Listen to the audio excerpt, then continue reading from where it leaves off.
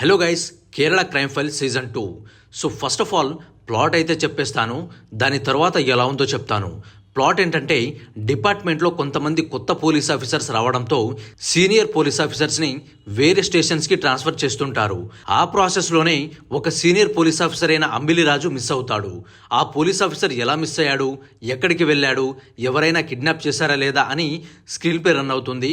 But end episode వరకు ఆ police officer ఎలా మిస్ అయ్యాడు, దానికి కారణం ఎవరు అనేది అస్సలు కనిపెట్టలేరు.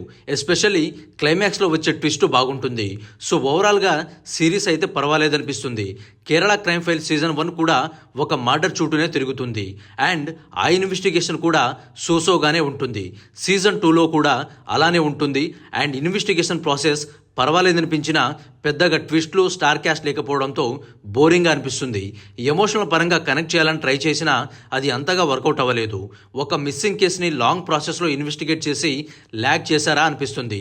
సిరీస్లో మెయిన్ లీడ్ చేసిన యాక్టర్స్ పర్ఫార్మెన్స్ ఓకే అన్నట్టుగా ఉంటుంది, కానీ సిరీస్కి మ్యూజిక్ మాత్రం చాలా బాగా హెల్ప్ అయింది. సో ఫైనల్గా మేకింగ్ పరంగా సీజన్ 1 కన్నా సీజన్ 2ని బాగా డిజైన్ చేశారు. సీజన్ 1 మీకు నచ్చి ఉంటే సీజన్ 2 కూడా బాగా నచ్చేస్తుంది. అండ్ సీజన్ 1కి సీజన్ 2కి ఏ సంబంధం లేదు, అది డిఫరెంట్ కేస్ అండ్ ఇది డిఫరెంట్ కేస్. సో టోటల్గా 6 ఎపిసోడ్స్ ఉన్న ఈ సీజన్ జస్ట్ 3 hours ఆఫ్ డ్యూరేషన్తో ఉంటుంది. ఫ్రీగా ఉన్నప్పుడు ట్రై చేయండి. జియో హాట్స్టార్లో స్ట్రీమ్ అవుతుంది, చూసి ఎంజాయ్ చేయండి. అండ్ ఈ వీడియో మీకు నచ్చితే లైక్ చేయండి, ఛానల్ని సబ్స్క్రైబ్ చేసుకోండి అండ్ మమ్మల్ని సపోర్ట్ చేయండి.